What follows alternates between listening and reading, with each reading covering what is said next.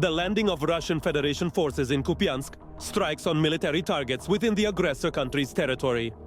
Of course, we will be discussing all of this today, but let's start with something truly terrifying. The embodiment of terror is Putin's Russia. Enemy rockets, drones and bombs are killing peaceful Ukrainians, including the youngest and most innocent children. A Russian bomb dropped by war criminals hit a regular apartment building in Ukrainian Zaporizhzhia. 42 people were injured and 10 died. This includes 27-year-old Sofia, her young son, and others. The grandmother, the parents, and the sister of the victims met with TSN journalists to talk about their most beloved and now deceased people. Kira Oves will provide more details about this horror. These are the last clips of Adam filmed by his grandmother and sent to the family chat. The boy was only 1 year old. Навіщо ти знімаєш шапочку? Why are you taking off your hat? Adam, it will be cold. It will be cold. Just a few hours after this walk, a Russian bomb hit their house. Assassin.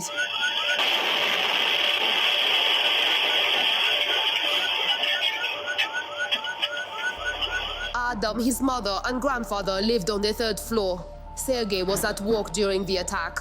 His daughter didn't respond to his last message. Are you all right? When he rushed home, he couldn't recognize the house for a long time.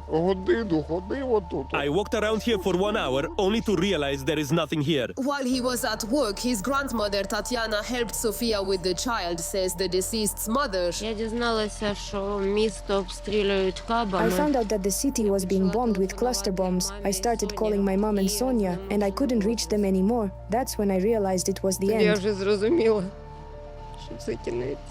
When talking about her family, the woman often bursts into tears. Her daughter was an English translator. At the start of the full-scale conflict, she went to the United Kingdom with her 15-year-old brother. Малий пішов в The школу. little one started school, and Sonia found a job at a military base that was training our soldiers. She worked there as a translator. She gave birth to Adam. He was the most beloved child in my life. He was an incredible boy. He was so smart. She returned home because she missed her family and dreamed of working as a psychologist, helping people, just like her 68-year-old grandmother, Tatiana Tarasevich. Все життя пропрацювала She лікарем-педіатром. worked her entire life as a pediatrician, saving children and teaching them. Students. There was no better mom in the world. The only thing left from their apartment is a photograph that Sister Sofia found when the rescuers were clearing the debris. At some point, this photograph flew out from that shovel, the only thing. The photograph is crumpled and scratched, but the family can't stop admiring their little Adam. They remember everything, his whistle, his first movements, first steps, first kick of the ball. On the last evening, I noticed he was already like, wow. I thought, oh, that's it. Something, but now, just a little more and he'll start talking. The bomb didn't let him learn to speak. Спочатку винесли Соню і First, they carried out Sonia, and at first they identified her as someone else because she was very severely injured. Then, a little later, they found Grandma and Adam, and by those nuts where he used to walk, that black bag. On that tragic day, 10 people died, including Sofia and Adam's neighbors, a young couple, and a grandfather.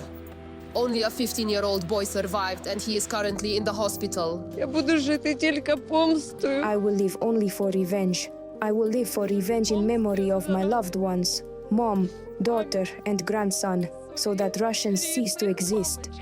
There are many doctors, friends who are at war now, and each of them is waiting for me there. 15 apartments were completely destroyed, leaving the residents without homes or belongings.